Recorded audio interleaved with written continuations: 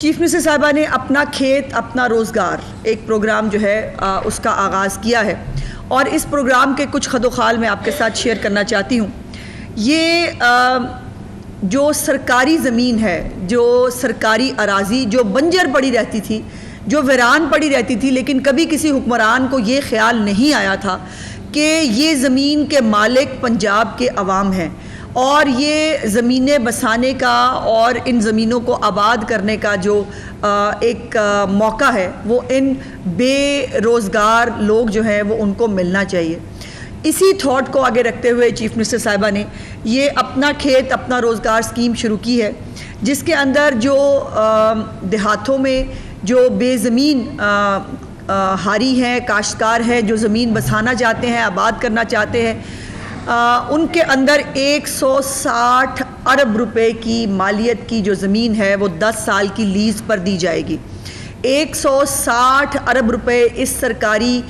ज़मीन की मालियत है जो पंजाब के अवाम के सामने जो है वो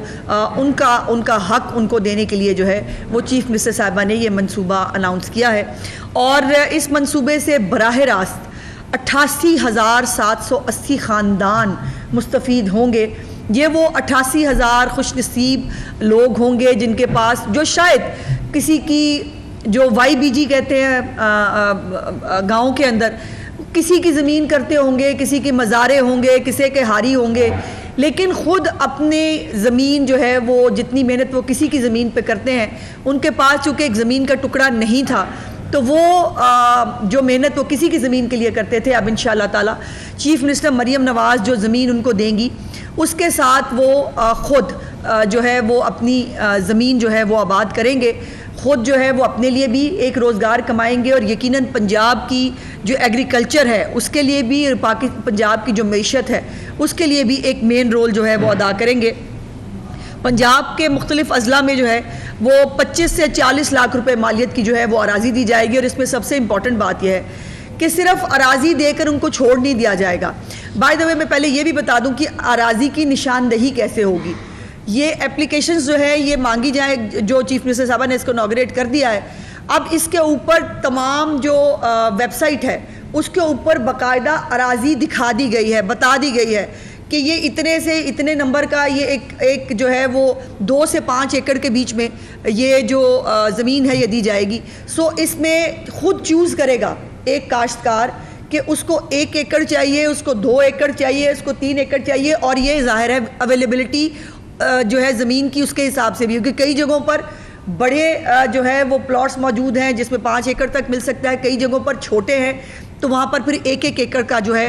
वो भी टुकड़ा किसी को मिल सकता है। और फिर इस टुकड़े को बसाने के लिए, इस टुकड़े को काबिले काश्त बनाने के लिए 50,000 रुपया पर एकड़ के हिसाब से काश्तकार को 1 टाइम ग्रांट भी दी जाएगी।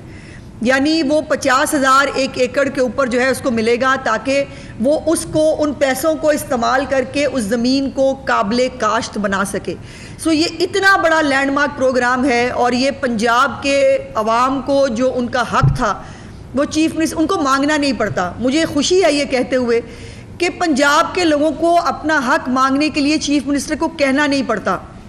चीफ मिनिस्टर ख़ुद उनके बारे में सेहत की सहूलियात हों वो ख़ुद प्रोवाइड करने के लिए तैयार हैं, उनको सफ़र की सहूलियात हों उनको प्रोवाइड करने के लिए तैयार हैं, उनको तालीम की जो है वो बेहतर तालीम बच्चों को दिलानी हो उसके लिए वो ख़ुद जो है वो काम कर रही होती हैं। और अब ये इससे रोज़गार जो है, जो बेरोज़गार लोग हैं उनको भी इसमें मदद मिलेगी और फिर जो एग्रीकल्चर सेक्टर है जिसके ऊपर बहुत सारे मौसमी और बेमौसमी रहनुमा निकलते हैं और वो आते हैं जो किसानों की जो है वो एक नाम लेकर एक प्रोपेगेंडा करने के लिए। सो उनको भी यकीनन मैं समझती हूँ कि उनके लिए भी एक सोचने का मुकाम है कि वो चीफ मिनिस्टर जिसने अपने दौरे हुकूमत में 8 लाख से ज़्यादा लोगों को किसान कार्ड दे दिए हैं, 30,000 जो ट्रैक्टर है वो पंजाब के अंदर डिस्ट्रीब्यूट हो गए हैं और मज़ीद अभी ये हर साल इसको जो है वो एक्सटेंड कर रही हैं।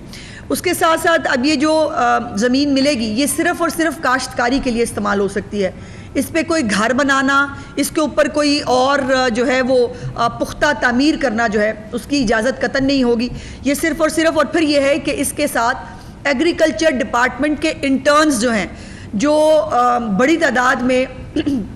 10,000 20,000 के करीब ऑलरेडी इस वक्त फील्ड के अंदर मौजूद हैं। इन इंटर्न्स को जो है वो इन काश्तकारों के साथ अटैच किया जाएगा कि वो उनको गाइड कर सके जहाँ पर भी उनको गाइडेंस की ज़रूरत है। अगर कोई पहली दफ़ा करना चाहता है, कोई नौजवान है, पढ़ा लिखा नौजवान है जो एग्रीकल्चर के अंदर नई जो है वो किसी मैकेनाइजेशन के थ्रू, नए तजर्बात के थ्रू वो आबाद करना चाहता है अपनी ज़मीन, उसके लिए भी उसको भी गाइड करने के लिए ये एग्रीकल्चर इंटर्न्स जो हैं, और वो इलाके के हिसाब से वो देख के बता सकते हैं कि आपकी ज़मीन जो है, और ये भी मैं बता दूँ कि ये कोई बंजर नकारा ज़मीनें नहीं हैं, ये वो ज़मीनें हैं जिनको देखकर, जिनकी सॉइल टेस्टिंग की गई है, जहाँ पर पानी अवेलेबल है नंबर 1,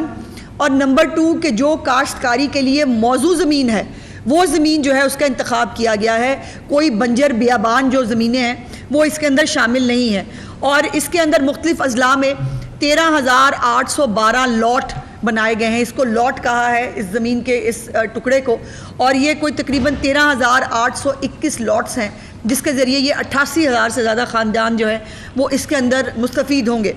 और फिर चोलिस्तान जो है वो इससे अलहदा है। चोलिस्तान के अंदर 16,685 लॉट्स अलहदा है। सो चोलिस्तान के अंदर भी जो एक पूरा चोलिस्तान के अंदर बसाने के लिए, वहाँ पर ज़मीन को काश्तकारी के लिए जो है वो तैयार करने के लिए जो